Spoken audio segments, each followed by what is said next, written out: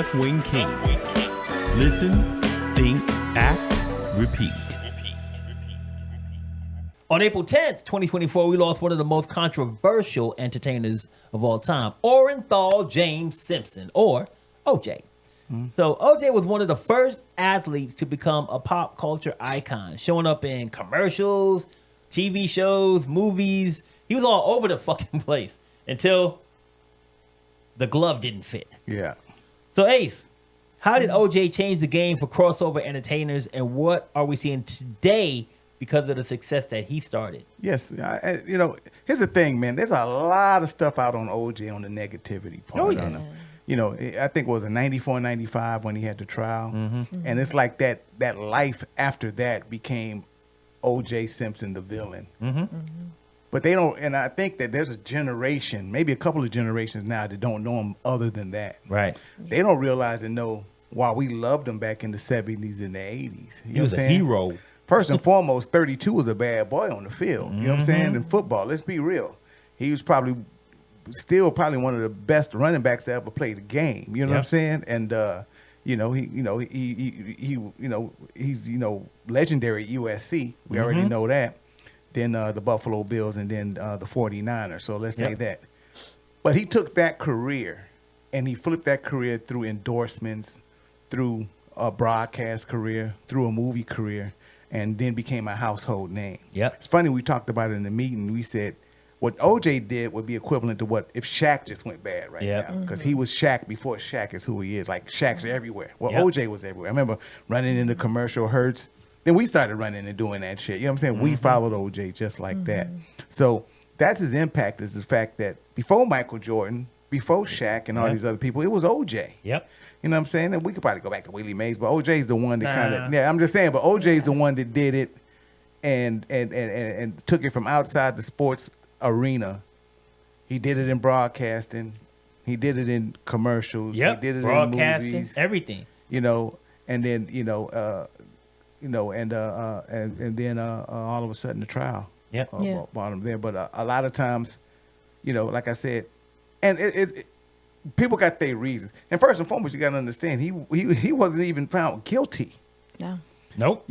But society made him a pariah to the point where he did some stupid shit, like try to steal his stuff back. You know what I'm saying? That didn't help out. But you know what I'm saying? Right. But he was found out guilty. But in the trial, the trial of public opinion, he was still persecuted for that. You know what I'm saying? But he had an iconic career that leads to a lot of people that are here. And like I said, the person I would think that we compare him to now would be Shaq. You know what I'm saying?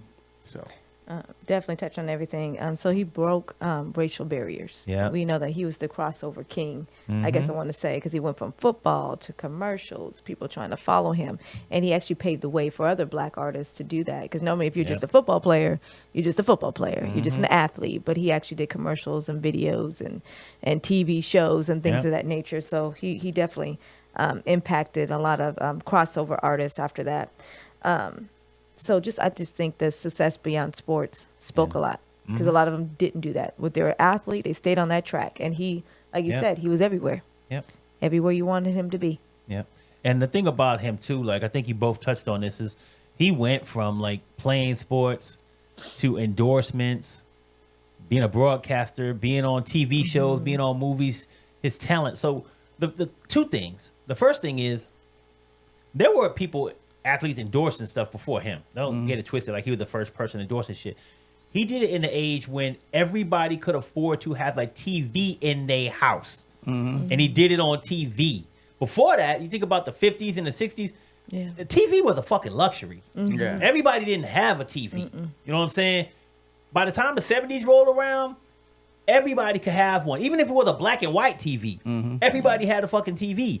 And he was the face on your TV. Right. Like, and that was when you didn't have to get a certain type of magazine to see OJ. Yeah. You know what I'm saying? To see endorsements and athletes in endorsements back in the day, you had to get a magazine that kind of fit. You Hunting and Fishing magazine, or maybe you might see Ebony. somebody, or Ebony. Ebony. You know what I'm saying? He wasn't only Or in Ebony. Sports Yes. Illustrated or whatever. You're not going to see them endorsements in your face all the. How many people renting cars? I don't know. I don't rent no car like nowadays. You Uber or whatever the fuck you got to do. Yeah. But that Hertz commercial, It don't matter what the fuck you watching. If Hertz want to buy space for that commercial, you gonna see OJ jumping over Yeah. fucking luggage Yeah. in the airport trying to get to his goddamn rental car. Yeah. Okay. Everybody saw him. Yeah. And that was a time when everybody could have a TV in their house, and that was when athletes, like you said, he started to show like, hey, we got a lot of different ways to get this money. If I can get on enough endorsements or whatever, yeah, there was endorsements before him, but he really blew that shit up, man. And he was just, let's just put it this way. No, you know, he was a attractive black man. And even white women, as you can see, Yeah, that's his, Loved his him. downfall right there. okay, that was his downfall. He was a good looking brother. Hey, that first wife didn't have no problem with him. She the None. one that had his real children. But Yeah, but he got was with a them white good women. looking brother. And Eesh. that he's photogenic Yeah. and TV-genic, if you want to say that. And so that led to him being very successful, whether it was broadcasting. That's why people took him, hey, you can act a little bit on that Hertz commercial. Yeah. Can you come do a TV show? He was very Can you articulate. come do a movie? He did movies. So, you know what I'm saying? He had that it factor. And he was a hero to the black community. And then he became, like you said, a pariah. Yeah. And thing is think about it, he did all this without social media. Yep. Like this was just on, you know, the old school way. You know what I'm saying? So imagine if he was out these days, and all those things you hit on. Like I said, he was a good looking brother. He's an articulate brother. He, like I said, he He's went charismatic too. Yeah, charismatic guy. So probably one of the first multimedia icons that we had that covered a whole aspect of things out of sports and probably built the blueprint on how you can do it, and then led into a Michael Jordan, which led into what we have now, where almost anybody that's good in the sport now covers those facets. I just seen the Olympic girls all over the place now, you know. Yeah. They even WNBA people pulling out things. You know what I'm saying? Like, you know what I'm saying? And all that kind of leads back from OJ doing it back in the 70s. Yep, exactly.